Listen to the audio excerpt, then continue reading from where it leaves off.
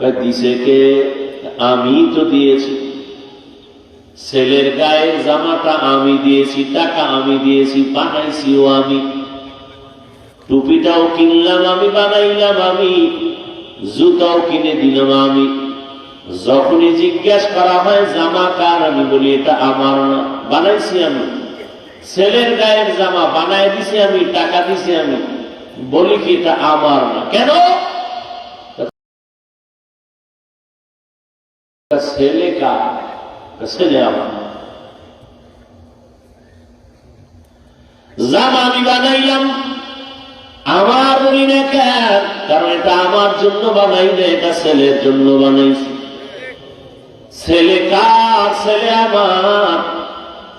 আসমান আল্লাহ বানাইছেন, কিন্তু বলে না আমার আসমান, আমার জমিন। কারণ সব আমি আমার বান্দার জন্য বানাইছি।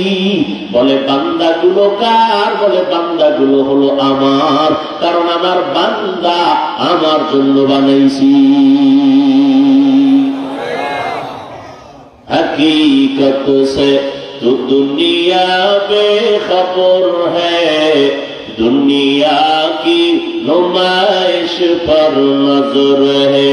नबी गोयम के अज दुनिया जुदा बाश, बहर कार के बाशी बा खुदा बाश। قال النبي صلى الله عليه وآله وسلم الدنيا خلقت لكم وأنكم خلقتم للآخرة। পয়গম্বর বলেন, ও মানুষ, দুনিয়ার সব আল্লাহ তোমার গোলামি করার জন্য বানাইছেন, আর তোমাকে আমার আল্লাহ আখিরাতের পুঁজি অর্জনের জন্য বানাইছে। আপনার আমার জিন্দেগীর সব কাজ কার জন্য? পানির দরকার আছে না আমার, সব আল্লাহ দিয়ে দিয়েছেন। দুনিয়ার লাইনে কোনটার জন্য যেন তোমার পেরেশান হতে না হয়। তোমার পেরেশানি হবে একটাই, আমি আল্লাহর গোলামি ঠিক মতো করতে পারলাম কিনা। তোমার পিছনে যা ব্যাকগ্রাউন্ডে যা ভ্যাকেন্সি দেওয়া দরকার সহযোগিতার জন্য, সব ব্যবস্থা আমি করেছি। অতএব খানা নিয়ে টেনশন তোমার করার দরকার নেই।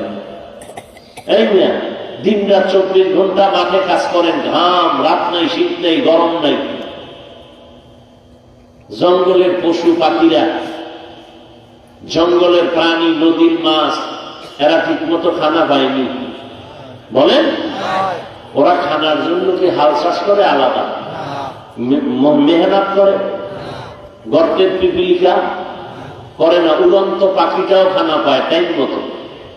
তো ওরা তো শ্রেষ্ঠ না, শ্রেষ্ঠতা আমরা। জঙ্গলের হাজার প্রাণী না খাইয়া কেউ মরে নাই, সময় মতো ওদের খানার আয়োজন আমার আল্লাহ করেছেন। সমুদ্রের ভেতরে অনেক মাছ, কোটি কোটি হাজার কোটি ধরনের মাছ, কেউ না খাইয়া মরে না। খানার জন্য কষ্ট করতে হয় না। আর জমিনে আশরাফুল মাখলুকাত আমরা মানুষ। জঙ্গলে বৈশা যদি প্রাণী পশু খানা পায়, নদীর মাছ যদি পানির মধ্যেই রিজিক পায়, গর্তের পিপিলিকা যদি গর্তে খানা পায়, উড়ন্ত পাখি যদি তার বাসায় খানা পায়, আশরাফুল মাখলুকাত কেন তার ঘরের মধ্যে শুয়ে শুয়ে খানা পাবে না? মাখলুকাত শ্রেষ্ঠ জাতি মানুষ কেন খানার জন্য হামলা করবে, মামলা করবে, এত কষ্ট করবে, মেহনত কেন করবে? আল্লাহ কয়, আমি তো দিছিলাম, কিন্তু বেশি চালাকি কইরা কপাল করিয়া ফেলছো। পশুরা খানা পাইতে কষ্ট করা লাগে না, কারণটা কি জানুনি? ওরা যেই ডিউটির জন্য পাঠাইছি ঠিক মতো ডিউটি করে, খানায় কষ্ট নাই। মাছগুলো ডিউটি ঠিক মতো করে, রিজিকে কষ্ট নাই। মানুষ কেন কষ্ট করো? আল্লাহর দেওয়া ডিউটি ঠিক মতো পালন করো না। করলে আল্লাহ দিত। মুসা নবীর উম্মতের দিছে না? সন্ধ্যাবেলা কুয়াশার মতো হালুয়া আসতো, বৃষ্টির মতো হালুয়া পড়তো, আর ভুনা পাখির গোশত আসমান থেকে পড়তো।